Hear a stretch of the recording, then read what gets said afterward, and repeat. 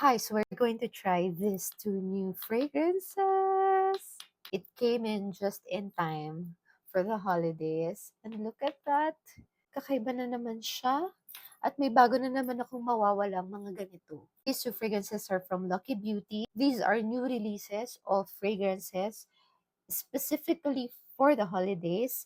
Tignan nyo naman ang mga trinkets. Ayan. Those are snowflakes. Scents are vanilla eclat and gingerbread rouge. So, let's have a smell test. First, the vanilla eclat.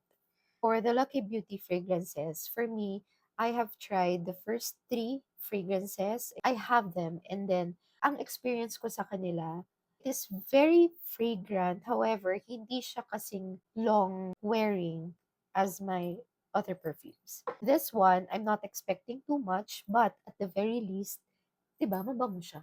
Di ba naman eh. Yun naman yung point nitong lahat, di ba? And also, for the price range, 'di ba? Hindi naman tinipid yung bottle, hindi rin naman tinipid yung design. Also, ito, kahit lagi ako nakakawala nito, siguro sa apat yung ganito ko eh. Dalawa na lang ata yung may necklace. Bakit kasi? Paano ba siya hindi mawawala? So, Vanilla Eclat has lemon pepper as their top notes. Middle notes niya ay salt and sage. Salt. And then the base notes are vanilla, cedar, and sandalwood. So let's try.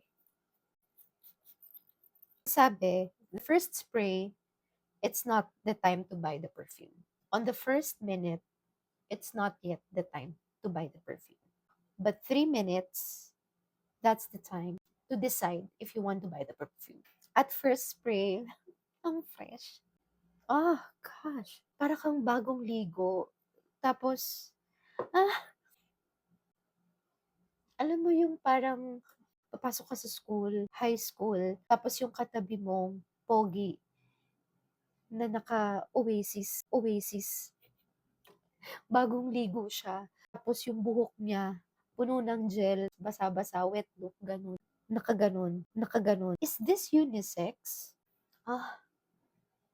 Ah, bagong ligo. Pwede rin siya sa lalaki. Next is gingerbread rouge.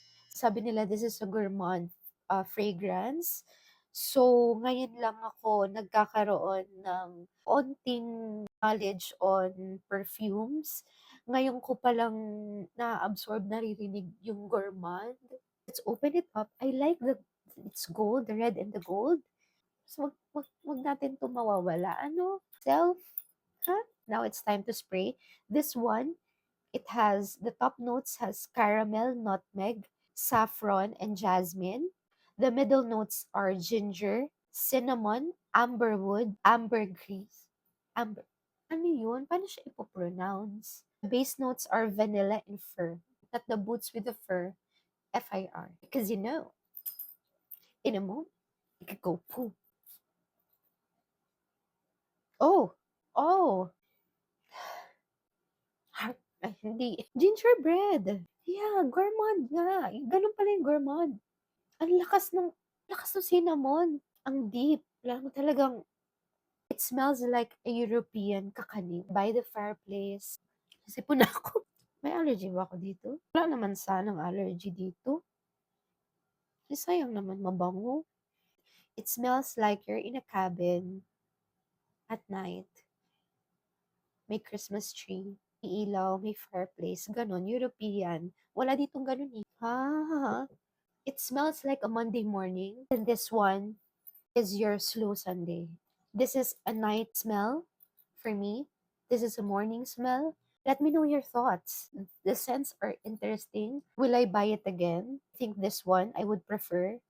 Will I gift it to friends? This one I would prefer. This is the safest scent. This one is very specific. It has a certain niche. Hindi siya para sa lahat. Hindi rin siya yung para sa, yung fresh lang yung atake. Kind of deep, mature, panggabi. So, let me know if you have tried these scents. What are your favorite? Share your thoughts.